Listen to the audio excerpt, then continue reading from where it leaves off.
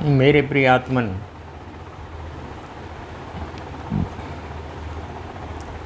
आजकल जहाँ भी बैठते हैं, जहाँ कुछ लोग इकट्ठे होते हैं,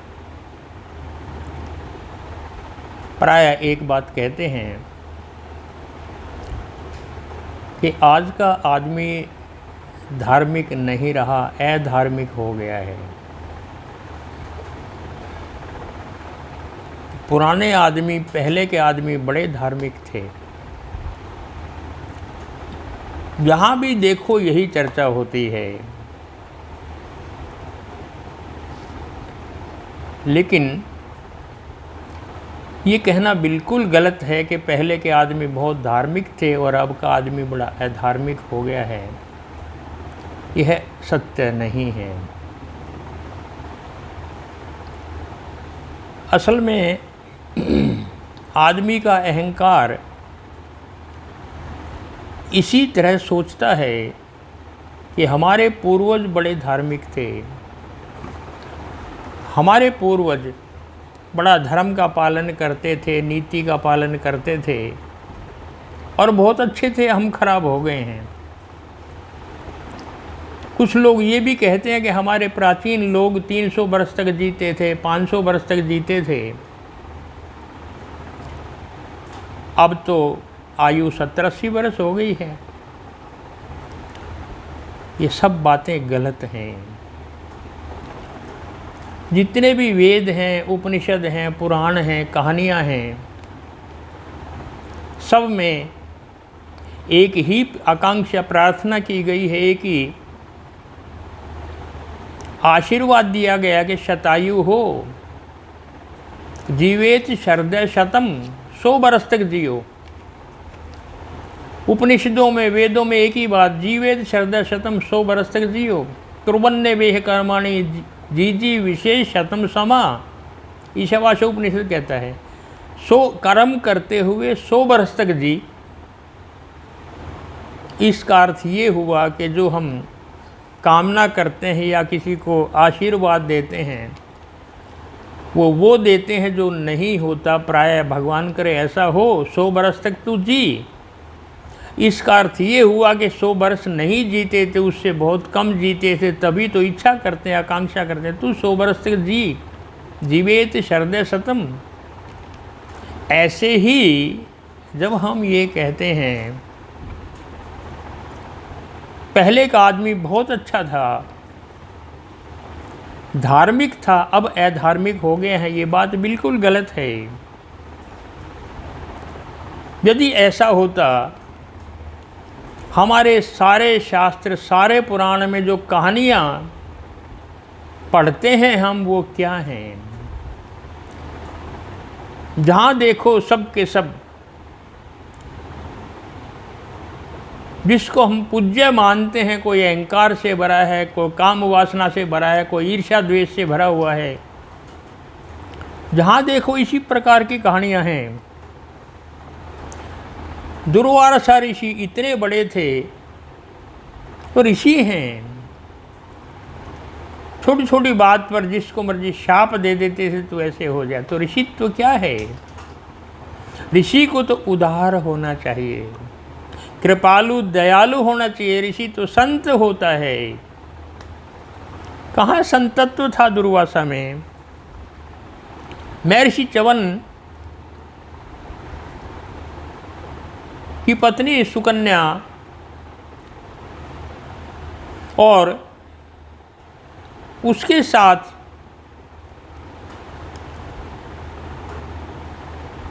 क्या स्थिति हुई कि वो महर्षि च्यवन को स्वीकार किया कि मैंने तुम्हारा वो आँख फोड़ दी है, मैं तुम्हारे साथ रहूँगी, तुम्हारी सेवा करूँगी। और जब आश्रम में बेचारे छोटे से कुटिया में उनकी सेवा कर रही थी, एक दिन 2 अश्विनी कुमार जो वैद्य हैं देवताओं के, वो आ गए और वो आसक्त हो गए। उन्होंने कहा हमारे साथ विवाह करो, यहाँ कहाँ झोंपड़े में पड़ी हो, चलो हमारे साथ स्वर्ग में। वो नहीं मानी और उसने ये कहा कि मैं चल भी पड़ूंगी, लेकिन मेरे पति इतने कमज़ोर हो गए हैं तपस्या से अस्थि मात्र रह गए हैं, आप जरा उनको युवा बना दो, फिर मैं देखूंगी। उन्होंने कहा ये तो हमारे बाएं हाथ का काम है। और उन्होंने च्यवनप्राश नाम का एक प्राश बनाया, औषधि बनाई, उनको खिलाया और वो जवान हो गए। फिर कहा अब चलो, कल आप तो मेरे ही पति जवान हो गए हैं, युवा हो गए, अब आपके साथ क्यों चलूँ, मैं तो पतिव्रता हूँ। किस किस की बात करेंगे आप। पुरुरवा अपनी पत्नी को छोड़ करके उर्वशी के चक्कर में चले गए थे। इंद्र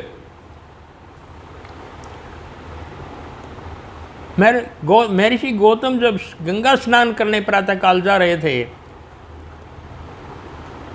इंद्र जो देवताओं का राजा है और आकर के अहिल्या के साथ बलात्कार किया। देवताओं का राजा जिनको हम पूजते हैं मानते हैं, वो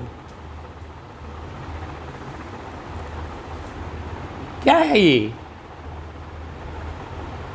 कि काम वासना भीतर बसी नहीं है तो और क्या। हमारे पूर्वज ही थे जिनको हम पूजते हैं, इनमें क्या क्या गुण था। अहंकार देखिए, विश्वामित्र और वशिष्ठ की, महर्षि वशिष्ठ की खूब लड़ाइयाँ होती थी आपस में, युद्ध हुए खूब। कहाँ गया अहंकार ही तो उसका कारण रहा था, कुछ और तो नहीं था। परशुराम जी ने कर्ण को शाप दे दिया जब ये पता लगा कि ये तो क्षत्रिय का पुत्र है, और शाप दे दिया जो मैंने तुम्हें विद्या सिखाई है वो समय पर काम नहीं आएगी, क्योंकि वो दूसरी जाति का था। गुरु द्रोणाचार्य ने एकलव्य का अंगूठा काट लिया क्योंकि अर्जुन को पहला स्थान देना चाहता था। ये सारे अहंकार के प्रतीक हैं, जिनको हम मान्यता देते हैं वो सारे के सारे काम, क्रोध, ईर्ष्या, द्वेष, मोह से, अहंकार से ग्रस्त थे। पुराणों की कहानियाँ भरी पड़ी हैं, पढ़िए तो सही जरा। वही तो हमारे पूर्वज थे। और कौन थे जिनको हम कहते हैं बहुत धार्मिक थे? नहीं, वो ऐसे ही थे जैसे आज हैं। जब से मनुष्य बना है तब से ऐसा ही है जैसा आज है। हमारे जितने शास्त्र हैं भरे पड़े हैं, या जितने संत महात्मा पुराने ऋषि मुनि बोलते हैं, क्या समझाते हैं, क्या प्रवचन करते हैं? ईमानदार रहो, चोरी करना पाप है, सत्य बोलो, यही तो समझा रहे हैं। किनको कह रहे ईमानदार रहो? यदि सारे ही ईमानदार होते तो ये कहने का कोई अर्थ नहीं है कि ईमानदार रहो। सारे सत्यवादी होते तो उनके सामने क्या कह रहे हो कि तुम सत्य रहो, सत्यवादी बनो, सत्य बोलो? क्योंकि ऐसा नहीं था, झूठ बोलते थे तो बार बार कहा जा रहा है सत्य बोलो। सारे शास्त्र यही शिक्षा देते हैं, सभी संत ऋषि महात्मा यही शिक्षा देते हैं। बुद्ध 40 बरस तक बोलते रहे, 2500 साल पहले, वो भी यही बात कहते हैं सबको, ईमानदार रहो, सत्य बोलो, चोरी करना पाप है। किसको कह रहे हैं ईमानदार? यदि सामने सारे बैठे हों उनको तो कोई अर्थ नहीं कहने का कि ईमानदार रहो। नहीं, क्योंकि चोरी भी होती थी, भ्रष्टाचार भी होता था, झूठ भी बोला जाता था, फरेब भी होते थे, सारे काम होते थे, हिंसा भी होती थी, सब कुछ था। इसलिए उनको समझा रहे हैं कि ऐसा करो। ये तो क्या आवश्यकता थी समझाने की? जितने, चाहे वो महावीर हों, चाहे वो बुद्ध हों, चाहे वो ईसा हों, सब यही शिक्षा देते हैं हजारों सालों से, ऐसा रहो। क्यों? अब कोई ईमानदारों की सभा में थोड़ा वो ऐसा कहेंगे। इसलिए मत कहिए कि पहले आदमी बड़ा धार्मिक था, अब अधार्मिक हो गया है। मैं तो ये कहूँगा कि आज का आदमी ज़्यादा धार्मिक है पुराने आदमियों से। आज की समझ बहुत बढ़ी है जो पहले नहीं थी। आज धर्म का मापदंड हमें बहुत ऊंचा उठाना पड़ेगा। पहले नीचा था, अब ऊंचा उठा है, उठाना ही चाहिए, क्योंकि समझ बड़ी है। आज युधिष्ठिर को कौन धर्मराज कह देगा, जिसने अपने भाइयों को दांव पर लगा दिया जुआ खेलने में। आज जुआरी तो जेल में होता, तिहाड़ जेल में। जिसने पत्नी को भी दांव पर लगा दिया, राज्य का दांव पर लगा दिया, इतना बड़ा जुआरी, आज उसको कौन धर्मराज कह देगा। नहीं, तब धर्म का जो मापदंड था वो बहुत नीचे था, अब ऊपर उठ गया है। और ऊपर उठ गया इसलिए हमें लगता है कि ये बड़े अधार्मिक हैं, ऐसा नहीं है। दूसरे क्या है कि आज का जो शिक्षित युवक है, वो जो पुराने कर्म कांड हैं वो उनको ज़्यादा मान्यता नहीं देता, ज़्यादा मूल्य नहीं देता। वास्तविक जो सत्य धर्म था, जो ही वो कर्म कांडों में परिवर्तित हो जाता है, फिर कर्म कांड ही रह जाते हैं, धर्म पीछे रह जाता है।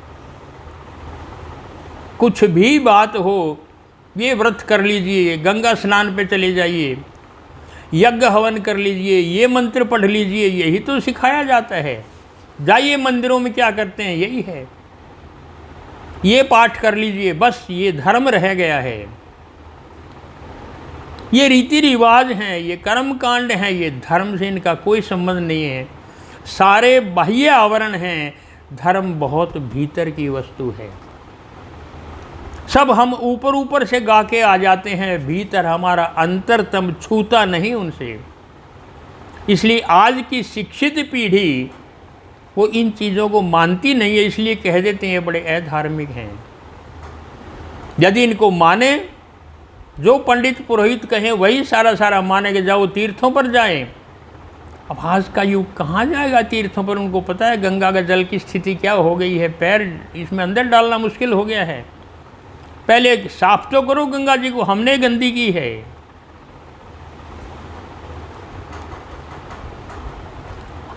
अब वो आज का युग सत्यनारायण की कथा नहीं सुनना चाहता, इसलिए अधार्मिक है। इसलिए पंडित कहते हैं अधार्मिक है। वो देख चुका कि सत्यनारायण की कथा में कोई कथा है ही नहीं, केवल भय है। उसने ऐसा नहीं किया तो उसको ये दंड मिला, और उसने ये किया तो उसको ये कुछ मिला, पुरस्कार मिला है। लोभ और भय की सारी कथा बनाई गई है। कथा क्या है? इसलिए आज का युवक कारण, रीजन, कॉज ढूंढता है।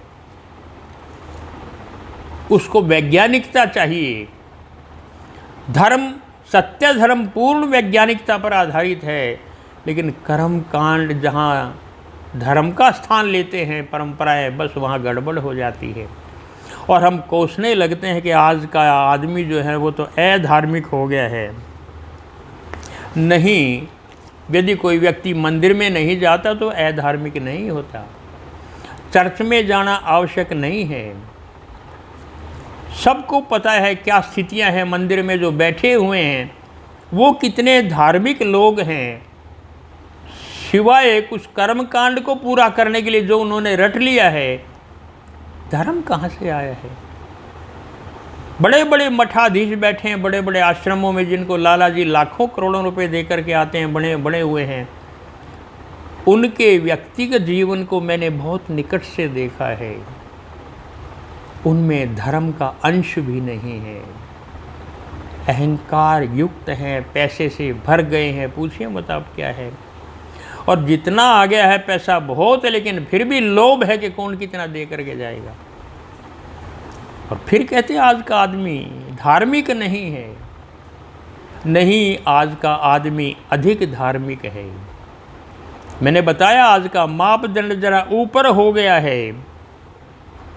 कैसे धार्मिक कह सकते हैं हम पहले के आदमी को, जहाँ युधिष्ठिर सबको दांव पर लगा देते हैं, जहाँ सारे पति बैठे हुए हैं झुक करके, और एक स्त्री का हरण किया जा रहा है उनकी पत्नी का, और सब झुक करके बैठे हैं। वही तो छोड़ दीजिए आप, गुरु द्रोणाचार्य चुप बैठे हैं, भीष्म पितामह चुप बैठे हैं, जिनको हम इतना सम्मान देते हैं, आदर देते हैं।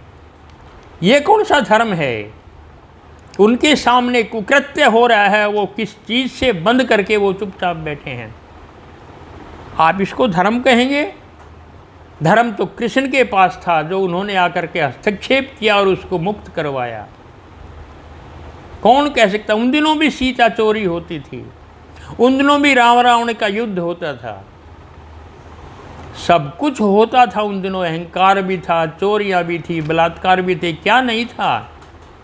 तभी तो सारे शास्त्र भरे पड़े हैं, सत्य बोलो, सत्यम वद,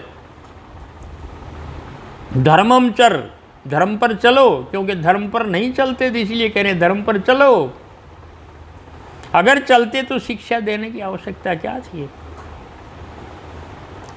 इसलिए ये मत कहिए क्योंकि वो जो कर्म कांड है उसको आज युवक निभाता नहीं है, अपने कैरियर बना रहा है। आज के आदमी अपने और ढंग से सोचते हैं। आवश्यक नहीं कि जो मंदिर में नहीं जाते वो अधार्मिक हैं, जो चर्च में नहीं जाते वो अधार्मिक हैं। नहीं, ऐसा बिल्कुल नहीं है। मंदिरों में जाने वाले को हमने अच्छी तरह देख लिया है वो कितने धार्मिक हैं। धर्म का उनके आसपास भी कुछ भी नहीं है, बस केवल कर्मकांड चल रहा है।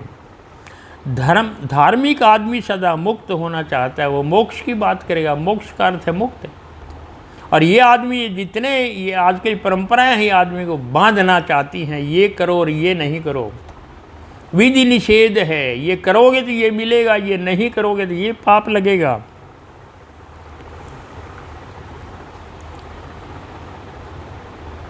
जाके देखो तीर्थ स्थानों पर किसी ने बहुत बड़ी बड़ी जटाएं बढ़ा ली हैं, बड़े बड़े बाल। बताइए जटाओं बढ़ाने का धर्म से क्या संबंध है? किसी ने दाढ़ी बहुत बड़ी बढ़ा ली है, बहुत बड़े बड़े तिलक कई तरह के लगा लिए हैं, इनका क्या संबंध है धर्म से? धर्म तो भीतर की चीज़ है। अंतर मन को, आत्मा को ना तिलक चाहिए, ना चोटी चाहिए, ना दाढ़ी चाहिए। धर्म भीतर से आता है, बाहर का आवरण नहीं है धर्म। और ये बात आज का आदमी समझ चुका है, इसलिए आज के आदमी की आस्था नहीं है जी इस तथाकथित धर्म में, जिसको वो लोग धर्म कहते हैं। और इसलिए उनको दुख है कि दान करो, आज का आदमी नहीं चाहता। मैं देखता हूँ आज के युवकों को, वो किसी मंदिर में दान करने की बजाय किसी जो भूखा है उसको दान करना पसंद करता है, जहाँ आवश्यकता है। अब फिर वो कहते हैं आदमी बड़ा अधार्मिक है। नहीं, अधार्मिक नहीं है। धर्म की परिभाषा जरा ऊपर उठ गई है। जिनको हम धार्मिक कहते थे, देवता कहते थे, देवताओं कितने अहंकारों से भरे पड़े। उनकी कथा पढ़िए तो सही जरा, इंद्र के कारनामे सुनिए तो सही, उसने क्या क्या किया है। उनके मंत्र, क्योंकि उन दोनों उनकी चलती थी, वो शक्तिशाली थे, उनके नाम के मंत्र बनाए गए, उनकी पुस्तकें घड़ी गई, उनकी प्रशंसा की गई है। आज का आदमी इन बातों में विश्वास नहीं करता, इसलिए कह रहा है कि नहीं धार्मिक नहीं है। उन्होंने अच्छी तरह देख लिया कि धर्म के नाम पर बहुत शोषण हो रहा है, आदमी का शोषण हो रहा है, आदमी को बहकाया जा रहा है कि क्योंकि तुम धर्म का काम नहीं करते इसलिए गरीब हो, तुम दान नहीं करते इसलिए गरीब हो, तीर्थ स्थान नहीं करते इसलिए गरीब हो, पिछले जन्मों में पाप किया है इसलिए गरीब हो। कितनी बुरी स्थिति थी जब बड़े बड़े जमींदार दास बनाते थे, गुलाम प्रथा थी, मारते पीटते थे, कोई पैसा नहीं देते थे, और पीढ़ियों की पीढ़ियाँ लाखों करोड़ों आदमी उनके दास रहते थे, उनका काम करते थे। बेचारे मुश्किल से 2 वक्त की रोटी उनको मिलती थी, और फिर कहते थे ये इनके बुरे कर्म थे इसलिए तो ऐसे हैं ये। नहीं, ऐसा नहीं है। अर्थव्यवस्था, यहाँ का जो सामाजिक ढांचा है, उसके विकृत होने के कारण से वो गरीब है, और उसके विकृत होने के कारण से कोई अमीर है। केवल इसमें ये नहीं कि पुराने जन्म में पाप किया है तो ऐसा है, इसलिए ये मत सोचें कि गलत है। सब जगह अलग अलग मान्यताएं थी और उनको इसी तरह डराया जाता था। चीन में यदि कोई अपनी पत्नी को मार दे, कोई कानून नहीं होता था उसके विरुद्ध, क्योंकि उसकी पत्नी वो मार सकता है, और औरत की क्या कीमत है, वो कुछ भी नहीं है, वो तो उसके पाँव की जूती है। मैंने देखा था कि कुछ दिन पहले ही औरतों को एक ऐसी जूती पहनाई जाती थी कि उनका जो पंजा है वो आधे से भी कम रह जाता था, आगे की उंगलियां मुड़ जाती थी और मुश्किल से इतना रहता था। एक पंजा, पाँव का पंजा जो बढ़ रहा है उसकी हड्डियों को सिकोड़ दिया जाता था और उनको सुंदर माना जाता था। जिसकी जितने छोटा पंजा है वो तो बहुत सुंदर है। क्यों? यदि पूरा पंजा होगा तो औरतें भाग ना जाएं। पश्मे करने के लिए क्या क्या रिवाज थे, क्या क्या रिवाज थे। मुस्लिमों में एक रूल है कि यदि किसी औरत के साथ बलात्कार होता है तो वो 2 गवाह प्रस्तुत करे, 2 जोड़ी आंखें जो बता सके कि हाँ इन्होंने देखा है। वो बेचारी अंधी थी, कहाँ से गवाह प्रस्तुत करे। उनको छोड़ दिया गया, सजा औरत को दे दी गई। ये धर्म है। किसी भी धर्म में चले जाइएगा आप, जहाँ जहाँ स्थितियाँ हैं वहाँ यही है कि सब के सब कह रहे हैं धर्मम चर, धर्म पर चलो, क्योंकि चलते नहीं थे इसलिए कह रहे हैं धर्म पर चलो। चोरी मत करो, पाप मत करो, झूठ मत बोलो। ये हजारों सालों से कहा जा रहा है, आज नहीं। अब मैं पहले से कह रहा हूँ कि अब समझ बढ़ी है आदमी की, इसलिए लोग खामखा कहते हैं कलयुग बहुत बुरा है। नहीं, कलयुग बहुत अच्छा है। स्वास्थ्य सुविधाएं बढ़ी है उसमें, आदमी की उम्र बड़ी हो गई है। कभी 50-56 साल थी, अब 60, 70, 80, 90, 100 के आसपास पहुंच गई है। आंकड़े देखिएगा, स्वास्थ्य सुविधाएं बढ़ रही हैं। आदमियों में एक जागृति आई है वो देखने के लिए। ऐसा नहीं है कि अब का आदमी है धार्मिक है, ऐसा बिल्कुल भी नहीं है। इसलिए मत कहिए कि भगवान के नाम पर या धर्म के नाम पर अब डराना छोड़ दीजिए। आज का आदमी बहुत समझ गया है, जाग गया है। बड़ा शोषण हुआ है आदमी का धर्म के नाम पर, इसलिए धर्म को जरा ऊंचा उठ गया है। मत कहिए आप ऐसा है।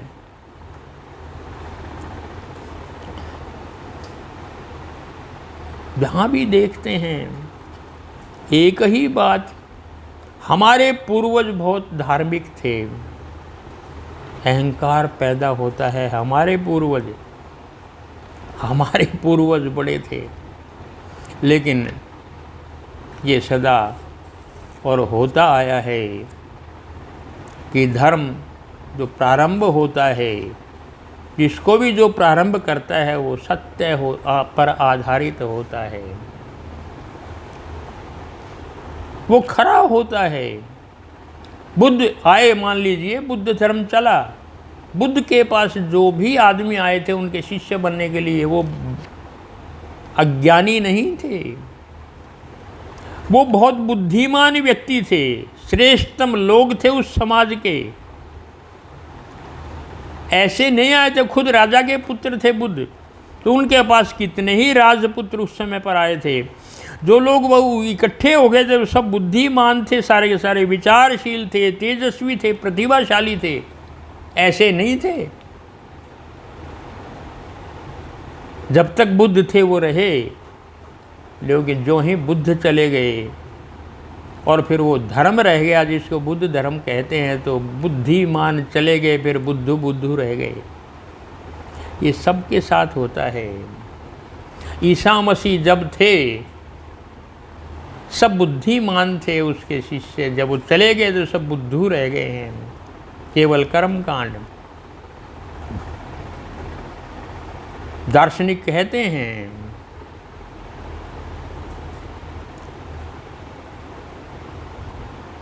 there was only one Christian and he was crucified। Nietzsche कहता है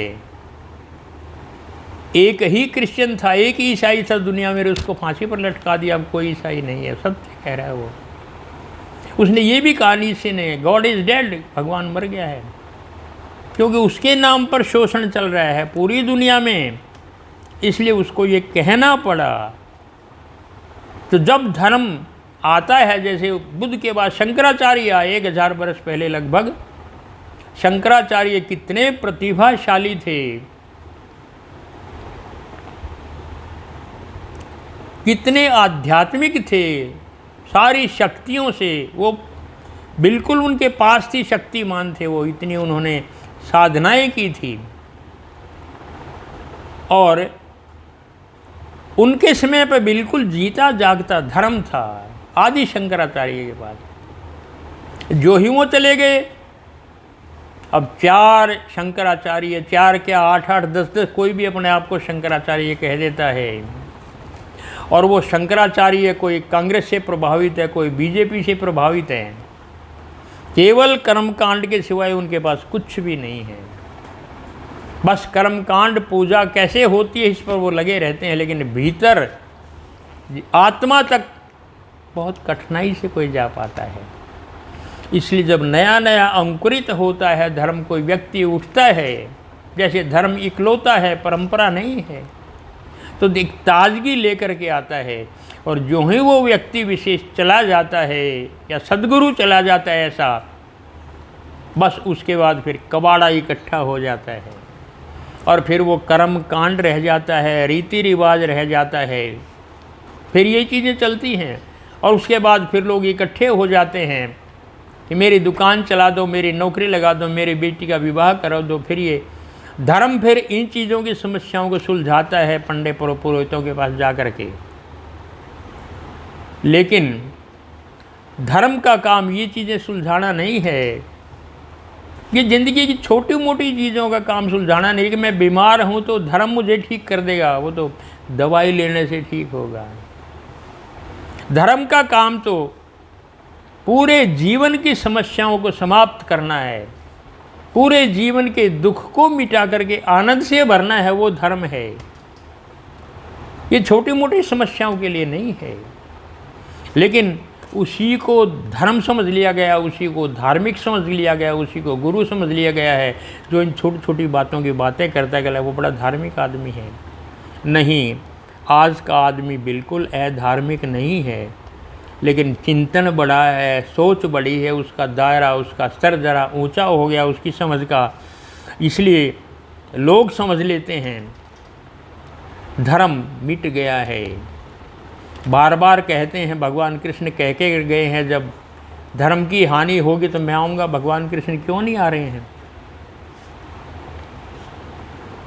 ऐसी ऐसी बातें चर्चा चलती हैं और वो सोचते हैं कि अभी भी कृष्ण आएंगे तो वही मुरली उनके होठों पर होगी और चंदे का मुकुट उनके सर पर होगा, चक्कर उनके हाथ में होगा, ये कपड़े होंगे, माला होगी।